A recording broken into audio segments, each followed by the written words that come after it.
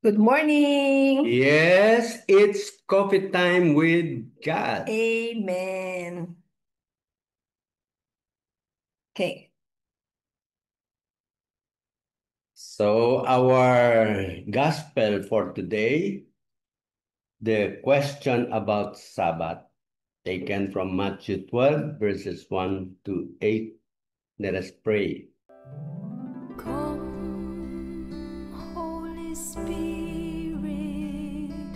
I need you. Come, Holy Spirit, I pray.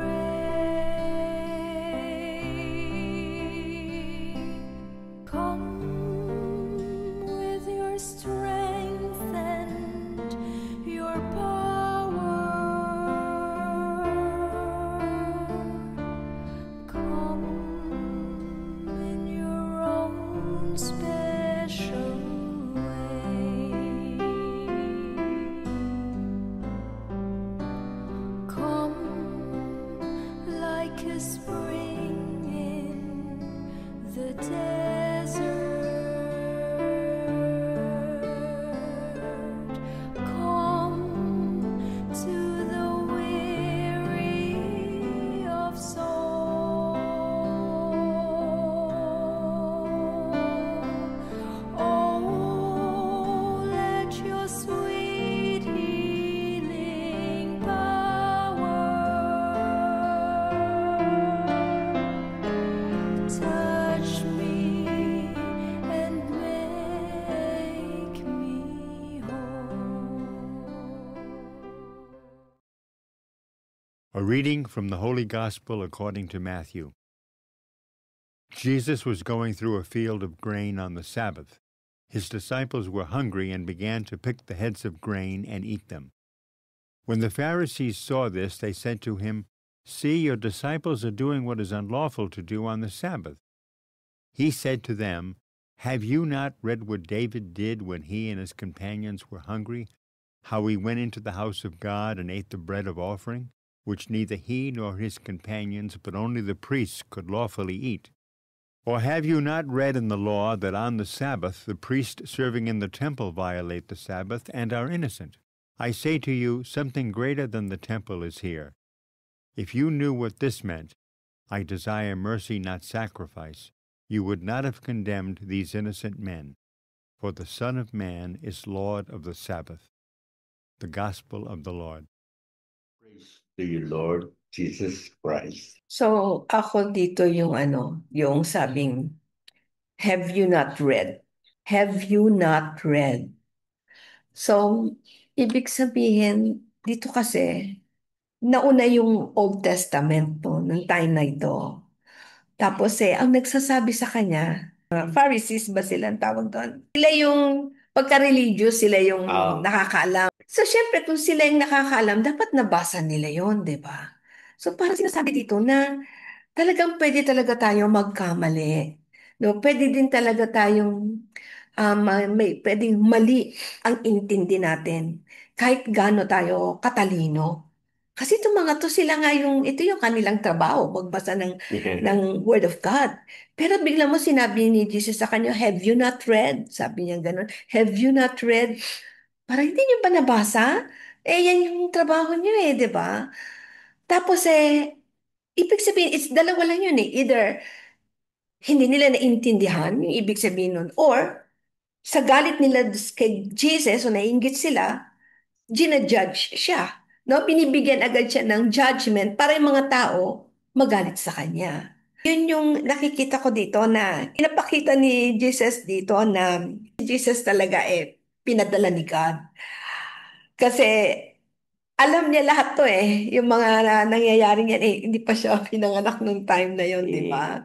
Tapos kung magsalita siya, talagang merong conviction. So, yun yung sa aking no, yung ni God dito, yung parang very convicted talaga siya sa kanyang mga sinasabi. Hindi siya nagdadalawang isip. Yeah. Yan. So, yan yung sinasabi mo yung have you not read? Ibig sabihin, parang sabi ni Jesus sa kanila, ang binabasa lang nila yung ginawa nilang batas. Yan ang nakalabas eh. Pero hindi nila binabasa yung mga actual na nag-violate dun sa batas na yon.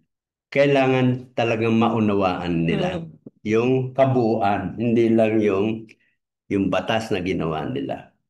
Okay, sa akin naman, Lord of the Sabbath.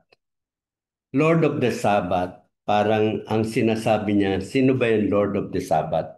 It is the Son of Man. Father niya ang nagbaba nung Sabbath. Sabbath. So siya ay pinadala bilang isang anak at nagkatawang tao. So, kinasabi niya, ako, I have the same power as my Father. Kasi pinadala ko rito with the authority to rule yung kung ano man ang gusto ng Father. So, yun ang isa sa ang pinaalala niya. If you knew what this meant, yung mga sinight niya na mga pangyayari noon na yung mga nag-violate sa Sabbath rule kasi nagugutom. So, if you knew what this meant, sabi, I desire mercy, not sacrifice. Ayun. So, yun na yung sinasabi ni Jesus. Ang law nung siya ay pinadala is the law of love. Yun yung dapat manguna in the Sabbath. Yan. Okay. Okay, so sabi mo nga yung Lord of the Sabbath. Importante na malaman natin yon kasi yun yung identity ni Jesus Christ.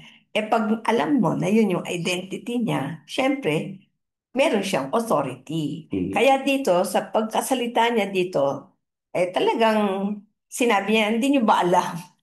Di ba? So, hindi niyo ba alam na kung ano yung katuruan? Kumbaga sa dahil ako yung Lord sa alam ko, kaya wag niyo i-condemn yung mga tao. Yeah. Parang gano'n. Ang lakas ng loob talaga ni God, no? Talagang kaya yung mga kalaban niya nun, talagang pinapako talaga siya kasi talagang matapang din si Jesus. Di nga lang siya lumalaban na Yeah. physically, ano. Anyway, so yung message na nakuha ko ito para sa atin, yung yung judgment, no? Sa akin, ha, parang kanina ko pa rin yung umaga, actually, hindi ko alam na magiging ano natin, kasi talagang yung parang wala talaga tayong karapatan para mag-judge. Wala talaga. Kasi yung puso ng tao pwedeng hindi mo makikita eh. Yung motive niya, hindi mo makikita. Pero pag nakikita mo parang mali, pero ano yung nasa loob? Ba't niya yung ginagawa? Hindi ba? Hindi mo pa nga alam, baka si Lord meron sa kanyang vision. Tapos kaya niya ginawa yun. Parang yung sino ba yung Martha? Yun yung naghilamos sa pag tinignan mo, Fatima. sa Fatima, pag nakita mo, ano ba yan? Lukarit ata yan, ba't siya naghihilamos? Ano yun? Putik yun. Yung pala, magkakaroon pala ng ano doon, fountain, di ba? So, ibig sabihin, hindi ka talaga pwedeng mag-judge.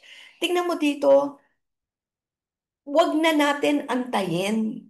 Masabi pa sa atin ni Lord na, alam mo ba ang sinasabi mo, di ba? So talagang dapat tanggapin na natin na Lord, kunyari, tunay na buhay natin.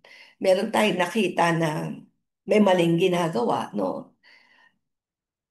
Wag agad tayo mag-judge tulad ng sabi nga natin, pakinggan muna natin siya, ah, kung ano yung dahilan niya, gano'n. Tapos wag agad-agad tayong mag-judge. Tapos sa pagsasalita natin, wag natin siyang pangaralan na parang tayo ay,